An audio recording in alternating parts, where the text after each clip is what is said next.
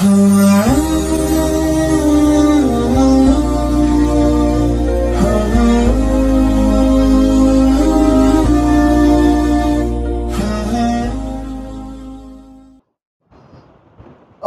بالله من الشيطان الرجيم بسم الله الرحمن الرحيم ألف لام را تلك آيات الكتاب وقرآن مبين ربما يود الذين كفروا لو كانوا مسلمين ذرهم يأكلوا ويتمتعوا ويلههم الأمل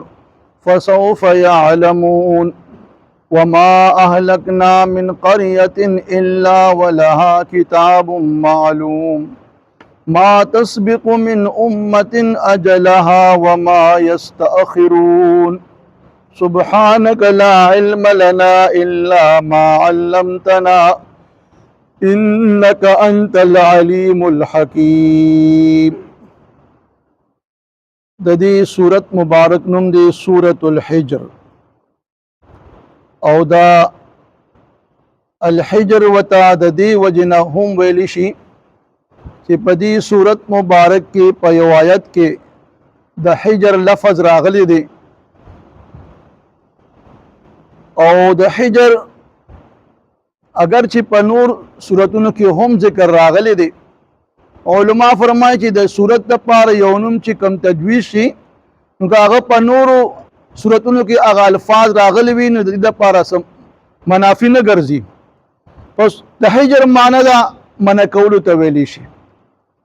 او په سورې انعام کې د هغې ذکر راغلی دی وقالوا هذه انعام وحرث حجر. دا کافران وایي چې دا مویشي زناور او دا فصل چې کوم دی دا ممنوع دی، منع کړی شوی دی. نو الته معنا د منع ده، بل د حجر معنا عقل ته هم ویلی شي، چونکه دا عقل انسان د غلط کار نه منع کوي، نو ځکه عقل ته حجر هم ویلی شي. او په سورې فجر کې الته راغلی دی هل فی ذلک قسم لذی حجر، بشکه پدې کې د عقل والو د پاره عظیم قسم دی.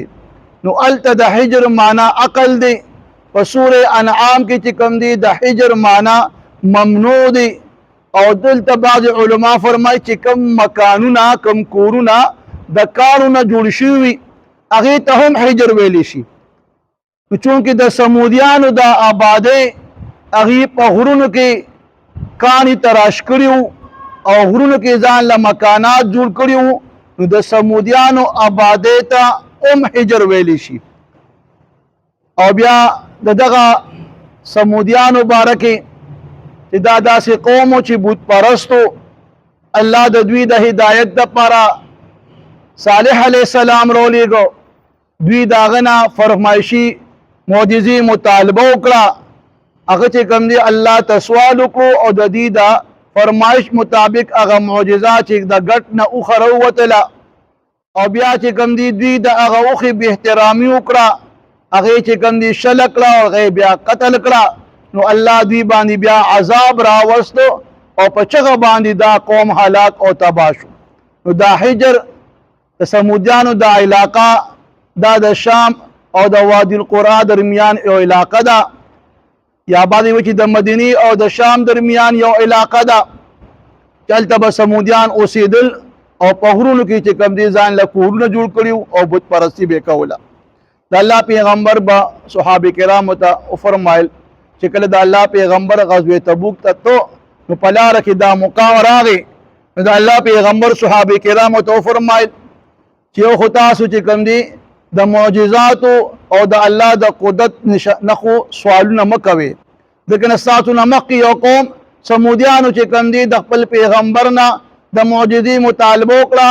او چې کله هغه معجزه ښکاره شوله قوم بیا هم ایمان ورنړو، الله هغه قوم سمودیان چې کوم دی هلاک او تباه کړو. بل حدیث مبارک کې راځي د الله پیغمبر فرمایي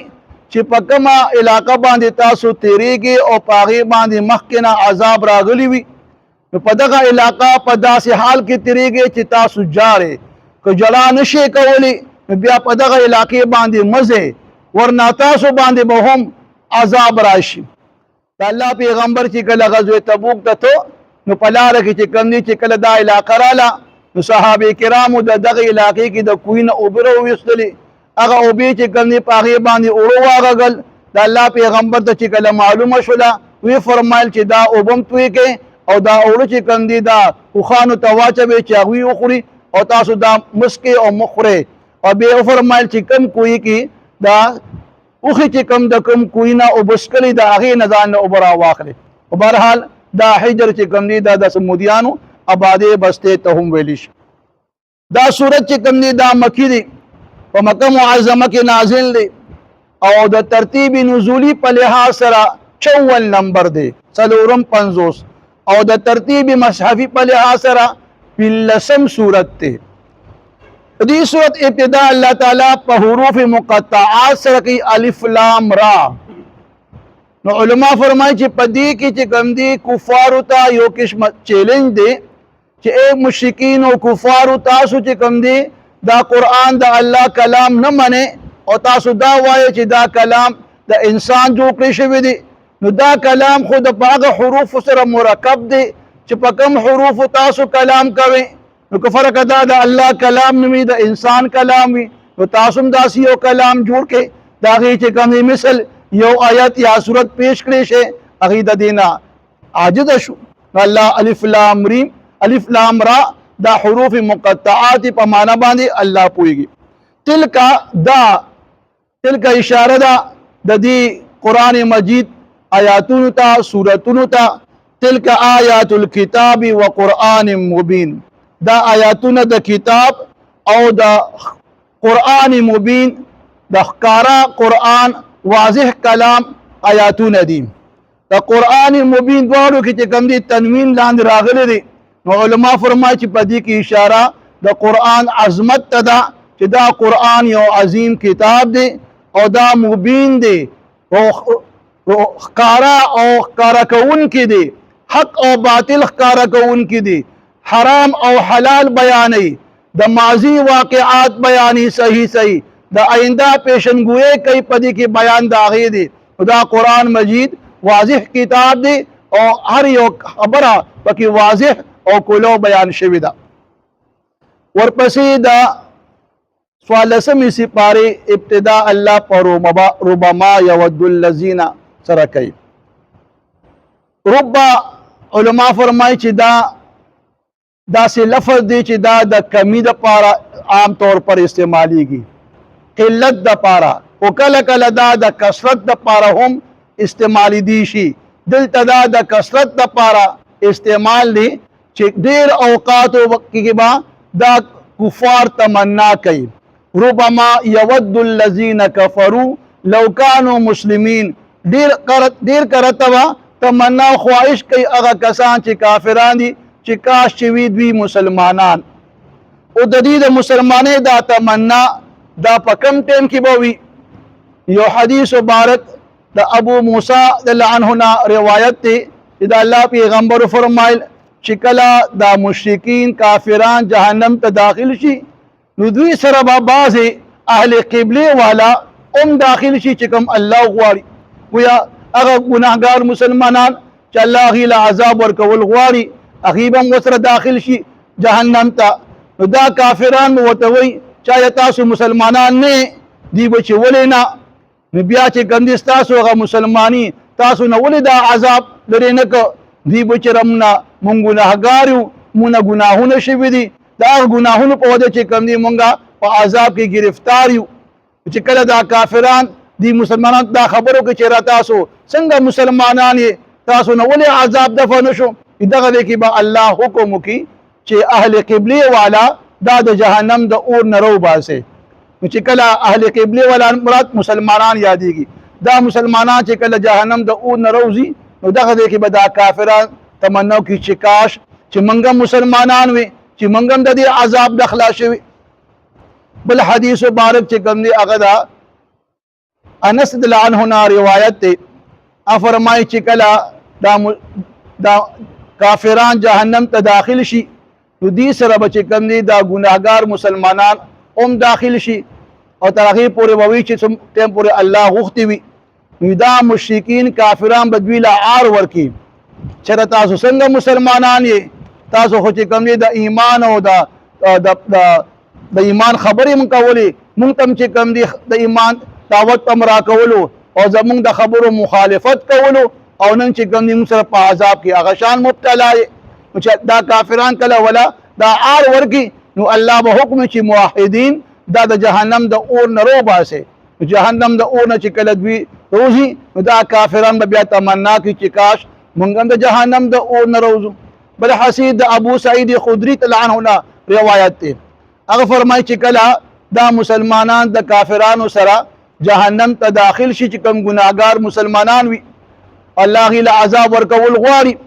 نو دغه دی کې دا کافران به چې تاسو د الله دوستان وي، تاسو خو چې کوم دنیا کې دا دعوی کوي چې موږ د الله دوستان یو، د الله حکم منونکي یو، او موږ سره اوس جهنم ته راغلي او جهنم کې عذاب کې گرفتار یې. دغه دی کې به الله چې کوم دی بیا حکم وکړي انبیاء کرام ته، فرشتو ته، صالح مؤمنانو ته تدی بارک تاسو شفارس وکړي. نو چې کله انبیاء کرام او فرشتي او صالح مؤمنان د دوی لپاره شفارس شروع کی نو دی به د جهنم د اور نه بهر روزي. دغه دی کې به دا کافران بیا وي چې کاش چېرې موږ هم دغه شان څوک وي زموږ دپاره چې موږ هم د جهنم د اور نه ایستې وي او موږ هم مسلمانان وي. نو چې کله دا مسلمانان چې کوم جهنم نه روزي د دې مخونه به تک تور وي، نو جنت کې به دې ته جهنمیان ویلی شي. نو دغه دی کې دی به الله ته سوال چې یا الله دا نوم چې کوم دی زموږ نه لرې کړي، نو حکم وشي چې تاسو په آب حیات کې د جنت په نهرونو کې ولامبئ، چې کله دوی په هغې کې ولامبي مخ به تک سپین روزي او هغه جهنمي نوم به د دوی نه ختم شي. نو دا کافران به بار بار دا تمنا کوي چې کاش مونږ مسلمانان وي چې مونږ هم د جهنم نه اوتې وي. بعضې مفسر فرمایي چې کله دا کافران دوی کله د مر په وخت کې دا عذابونه وویني او دوی ته حقیقت ښکاره شي چې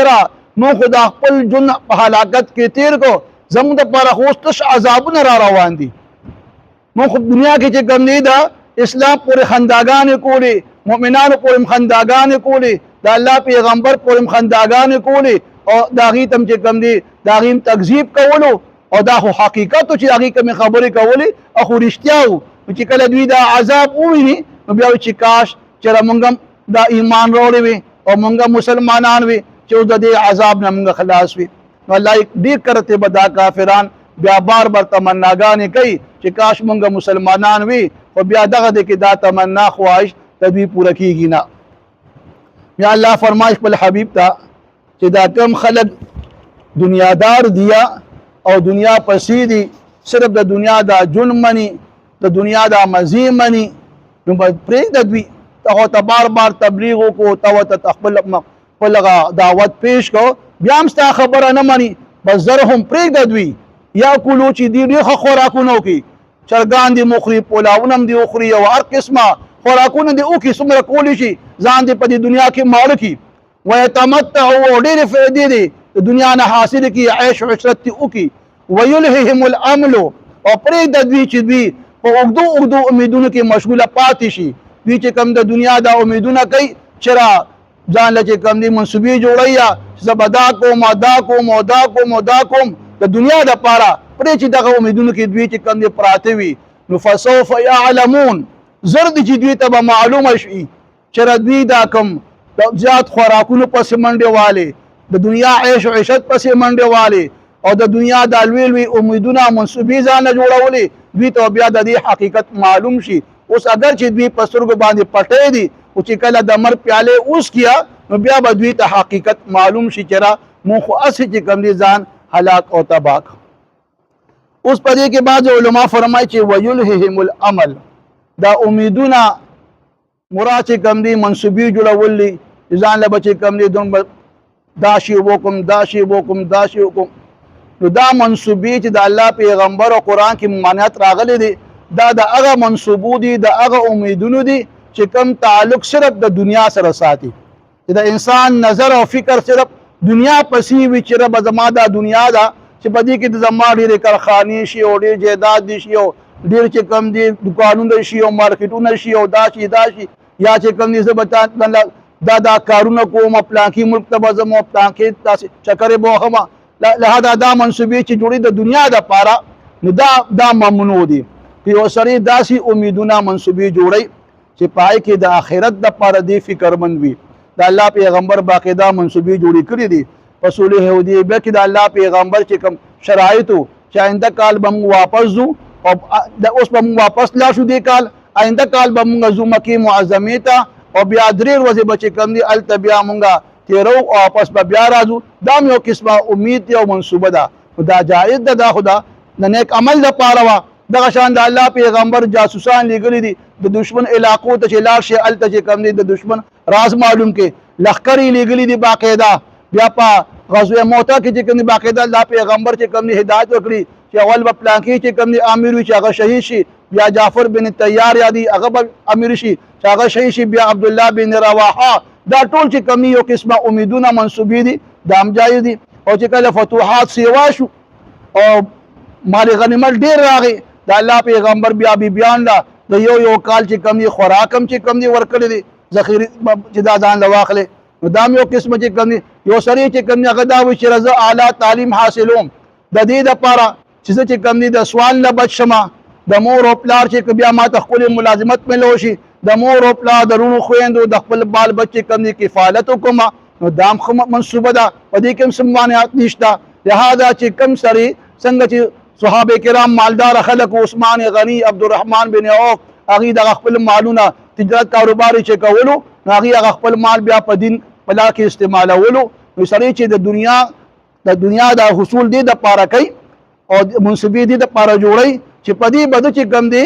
په صحیح طریقې سره خپل ژوند تیروم د خپل چې کم دی د دین حفاظت کې به دا مال لګوم د دین د بقا دپاره مال به لګوم نو دا قسمه منصوبې یا امیدونه دا ممانعت په دې کې نشته وي وما اهلكنا من قريه الا ولها كتاب معلوم په یو حدیث کې دا امر دی د الله پیغمبر فرمای د بخت انسان سلور علامتونه دي یو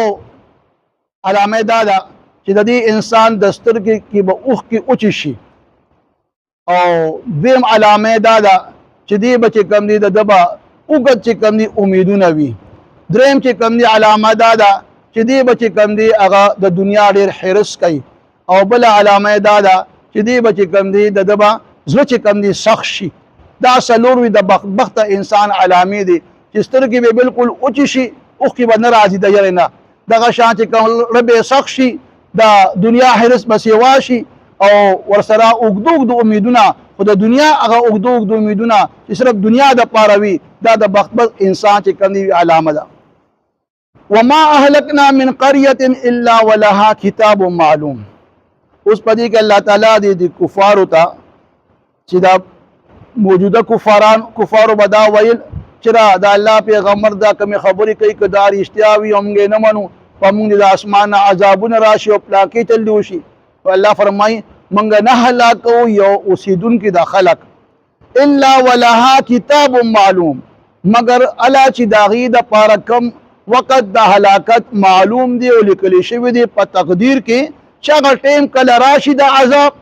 نو بیا به هغه قوم هلاکیږي مخکې کافران چې کم تیر شوي دي د هغې دپاره مخکې چې کم دی د هلاکت هغه ټیم مقرر و هغې باندې هغه ټیم باندې عذاب رال او بیا چې کم دی هلاک او تباه شو دغه شان بیا د هغې نه پس چې کم نور کافران رال د هغې دپاره هم چې کم دی دغه شان د عذاب ټیم الله مقرر کړو هغه عذاب باندې الله هلاک کړو نو اے موجوده کافرانو ستاسو لپاره الله چې کم د عذاب کم ټیم مقرر کړی دی چې هغه عذاب ټیم کله راشي نو تاسو به هم د هلاکت دا پیاله څکئ او تاسو بیا داسې نه چې ځان د هغه هلاکت نه بچ کې ما تسبق من امة اجلها الله فرمایي نشل وړاندې کېږي به یو امت یو قوم اجلها د خپل نیټې نه وایي د کوم قوم دپاره الله چې د عذاب یو ټیم لیکلی دی او هغه ټیم چې کوم دی لا راغلی نه وي نو د هغې نه مخکې پې عذاب نه راځي او چې کله هغه ټیم راغی نو بیا به پې خامخا هغه عذاب راځي وما یستاخرون او نه چې کوم دی هغه عذاب د دوی نه بیا وروسته کېدی شي لهذا د هر خوایا که هغه مرګ دی که هغه عذاب دی د هغې دپاره الله یو نیټه مقرر کړې ده چې هغه نیټه یو لمحه نه مخکې کېږي او نه وروستو کېږي مرګ او عذاب چې کوم کم مقرر ټیم دی هغه خپل ټیم برازي. الف لام را دا حروف مقطعات معنی الله ته معلومه ده. تلک آیات الكتاب وقرآن مبین دا آیاتون کتاب او د قرآن مبین دی. ربما ډیر کرته یود الذین تمنا بکی خواهش بکی هغه کسان کفرو چې کافران دي لو کانوا مسلمین چې کاش چې وی دوی مسلمانان زرهم پریک د دوی یاکلوا چې خو خوراکو کی ويتمتعوا خو عيش او عشرتو کی ويلههم الامل وپړي لودوک دو امیدونو کې مشغوله پاتې شي. فسوف يعلمون پس زر دي چې دوی ته معلومه شي دوی هغه انجام. وما اهلكنا الله منګ نه هلاکو من قريه منګ دي هلاک کړي من قريه د یو علاقې اوسیدونکي الا مگر ولها پاغه ټیم باندې کتاب معلوم چې کوم داغي د پاره د هلاکت هغه ټیم لیکل شوی او مقرر. ما تسبق من امه او دا هلاکت نلواندې کیږي د یو قوم نه اجلها هغه نیټه د هلاکت یا د مرګ. وما یستاخرون او نرستو کیږي. الف لام را د دې معنی الله ته معلومه ده. تلک آیات الكتاب وقرآن مبین دا آیاتونه د کتاب او د قرآن مبین دي. ربما دیر کرته یود الذین تمنا خواهش بکی آکسان کفرو چې کافران دي لو کانوا مسلمین چې کاشوی دوی مسلمانان زرهم پرید دا کافران یاکلوا چې خوراکو کی ويتمتعوا او فیده حاصل عیش و عشرت د دنیا کیو کی ويلههم الامل پوغدوک دو امیدونو کې مشغوله پاتې شي. فسوف يعلم پزر جدی تبا معلوم شي د خپل انجام. وما اهلكنا من قريه ندی هلاک کړي مونږه د یو علاقې اوسیدونکي الا ولها کتاب معلوم مگر پاغه ټیم چې کم داغي د هلاکت لپاره لیکل شوی او مقرر او معلوم دي. ما تسبق من امه اجلها نلواندې کیږي د یو امتنا د یو قومنا داغي هغه نیټه د هلاکت یا د مرګ. وما یستاخرون او نتی هغه نیټه هغه وخت رستو کیږي نه.